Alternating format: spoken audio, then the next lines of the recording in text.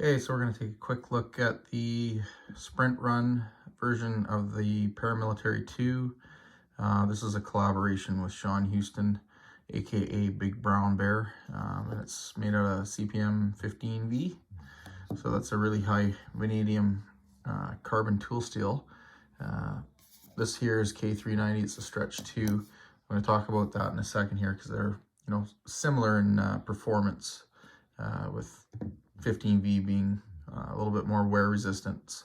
The alloy composition is 3.4% carbon, 5.25% chromium, molybdenum is 1.3, but vanadium is 14.5%. So that's really high. That's like S110V territory.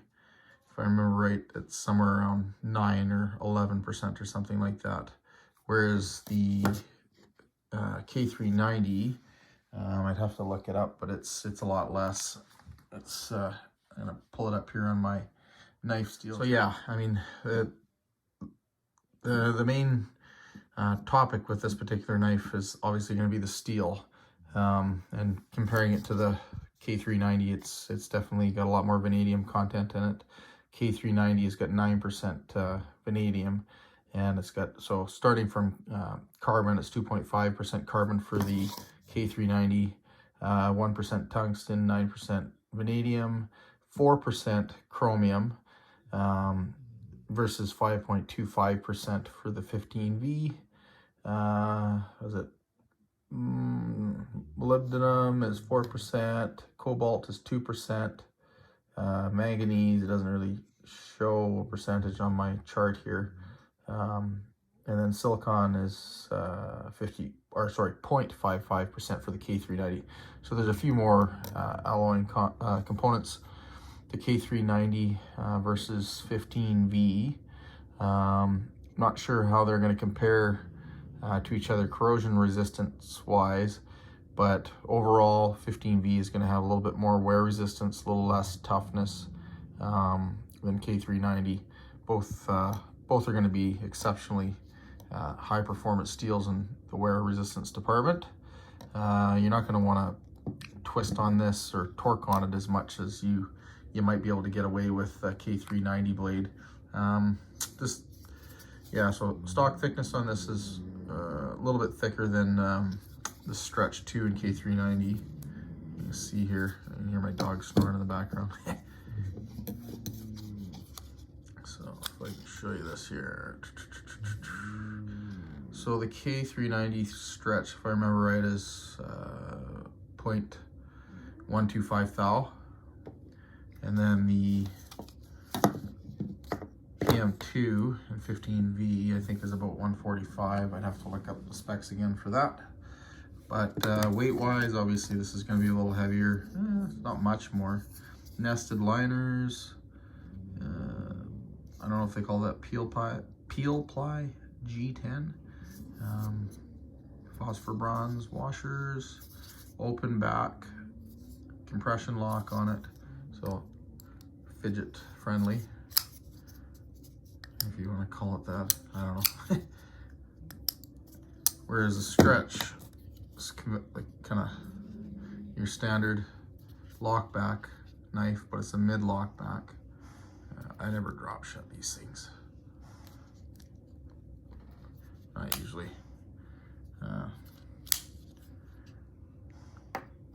So both of these things have nested steel liners, but like I said, yeah, open back on the PM2, which anybody that's familiar with the PM2 is going to know that. The stretch does not have an open back, which it's nice if you've got keys in your pocket or change. You're less likely to get something, getting in between the liners here and damaging your edge. Oh, another thing about these ones are made in Golden, Colorado, whereas these ones are made in Seiki City, Japan. I think the quality control on these Japanese blades are a little higher. I was just looking over that PM2, and some of the things I noticed was the edge grind consistency on this K390 stretch is more consistent than the PM2 out of Golden, Colorado. Now, if you look here, there's a couple little things I'm going to try and get to show on camera. The edge bevel is a little wider on that.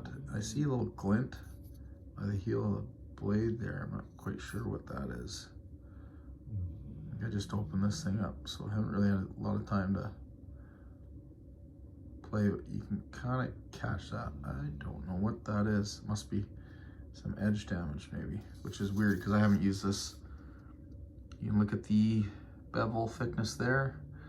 Look at the tip. Not quite as wide an edge bevel as it is on this side.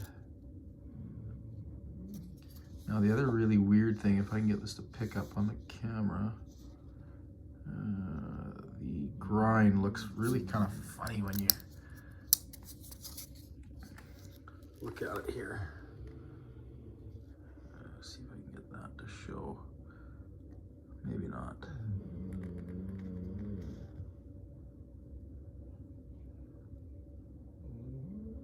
It looks almost hollow. Centering is not bad.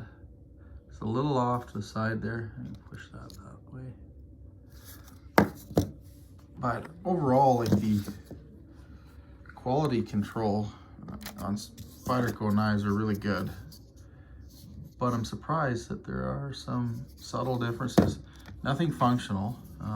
You know, obviously both are top notch as far as being a performance knife. I never really looked at this that close. It's hard to see through the camera here. Looks like it might be off a little bit. Yeah, it is slightly off. To be honest with you, I never even bother looking. I mean, if you pick a knife up and it's readily apparent that it's way off center, that, you know, it catches your eye without, you know, looking for it, then I think that's you know, definitely a problem. But just a little bit off here and a little bit off there, that's not a big deal. I think it is a little slightly off, but the action is nice. Yeah, the edge geometry, like the consistency of that grind, is definitely slightly off compared to, like, one side compared to the other. Oh, you can see Shawn's big brown bear logo there. You see Sal Glesser and Eric Glesser's signatures on the blade. Like, I'm being overly critical to you know, try and find any flaws with this. I mean, personally, I would never worry about any little minor things like that. Stuff like that's going to come out with use anyways and sharpening.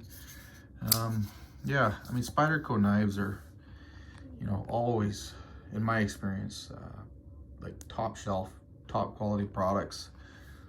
It's funny because, you know, when I was a kid, my brother, he gravitated towards the Spyderco blades much more so than I did. I, to be honest, didn't really like the looks of them. I didn't like the big hole. I thought they, you know, kind of looked goofy.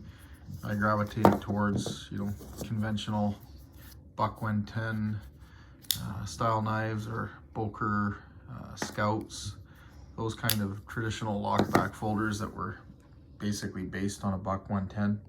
Those are what you know, my eye went to more so than the Spydercos. And then, you know, I got into the Spyderco knives when I bought my first one, which was Cali 3 in ZDP or ZDP 189. Yeah, you probably gather that I'm Canadian by that.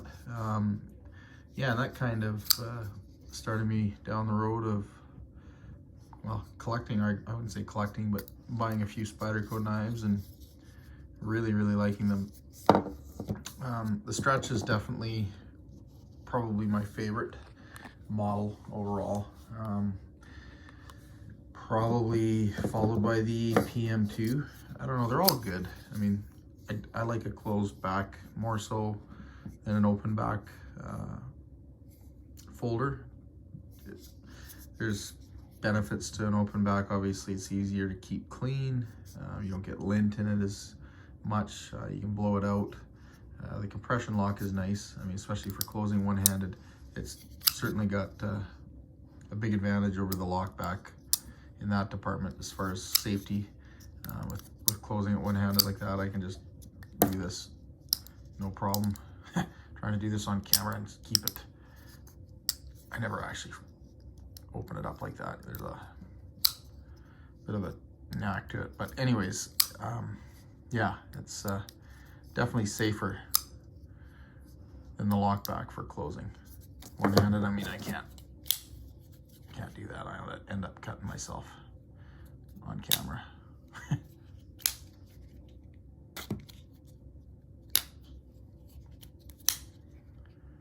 So yeah, I'm not sure if I'll like the 15V steel, to be honest.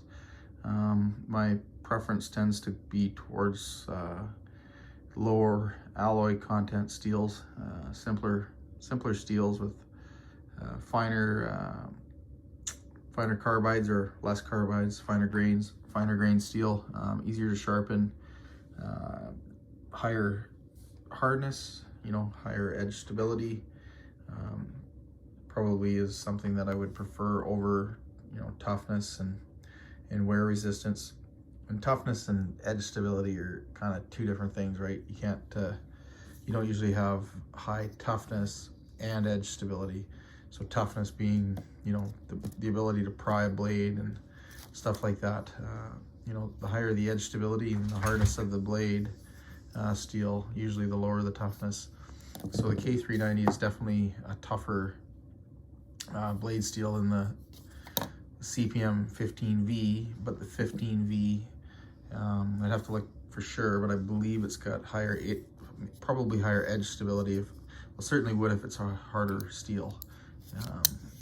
I gather from what I've read online that the K390s typically are being, you know, tested around 65 or 64 and a half to, I guess, 66 and a half, so 64 to 66 HRC, and then the 15Vs are going to be, you know, 66-ish, maybe 67.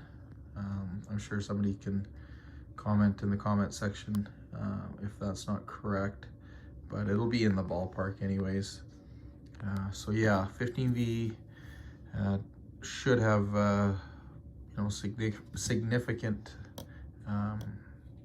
edge on like in the wear resistance department as far as performance over the K390, but the K390 is going to be a little bit tougher and better suited maybe for everyday use, and you know, the kind of typical abuse that a knife would see, whether you're opening boxes, hitting staples, or, you know, whatever. But yeah, I'm gonna run this knife through its paces just as a EDC blade, doing everyday things. I'm gonna try cutting some food with it, see what the stain resistance of the steel is like. I think it's probably gonna be pretty similar to K390, maybe even a little more. It's hard to tell on camera, but there is a patina on this blade. Might be able to see it in comparison to, yeah, it's really hard to show on this.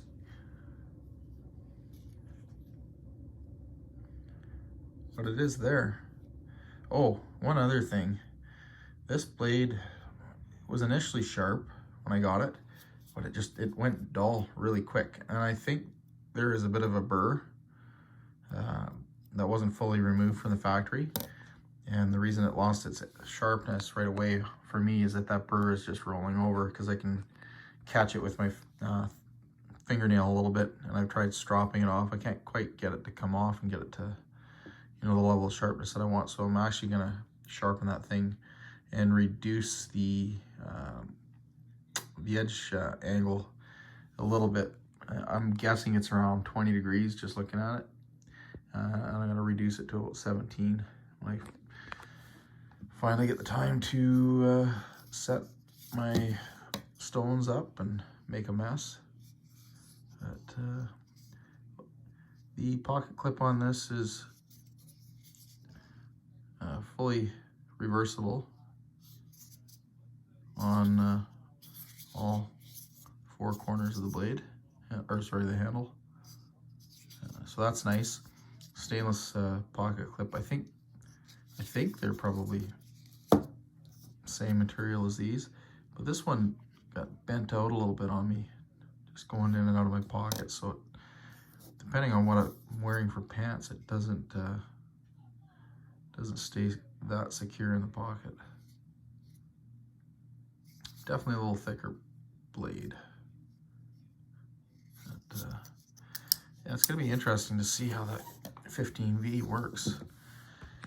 Obviously, you know, any of these steels are not gonna withstand the, you know, the abuse that you could throw a blade made out of 3V, or you know, even some of the more basic stainless steels. They're pretty tough, like $4, 420, whatever it is, 420 HC or whatever. I mean, that's a really tough steel. AUS-8 is, you know, quite a tough steel. ABL or AEBL is a really tough steel, actually exceptionally tough. You know, they're going to be like in a whole other category as far as toughness compared to these 2 blades, you know. Oh, I should look at the pivot screw. The pivot screw on that stretch is fairly small. Pivot screw on the PM2 is considerably larger, so the hardware there is all much more substantial, and the screws and everything on the stretch 2 are on the other side of the handle compared to the PM2, which is interesting. Let me see if I can show it like this. That's probably a little easier.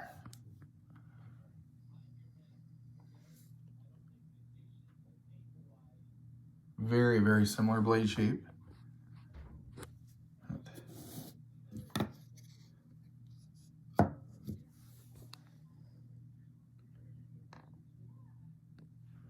Maybe a little longer handle for the PM2.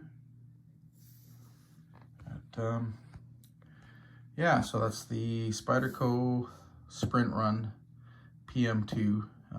And it's a collaboration with Big Brown Bear, Shawn Houston, and it's out of CPM-15V. If you guys like the video, I appreciate the thumbs up and the new subscribers, and like always, I look forward to reading your comments in the comment section. Thanks for watching.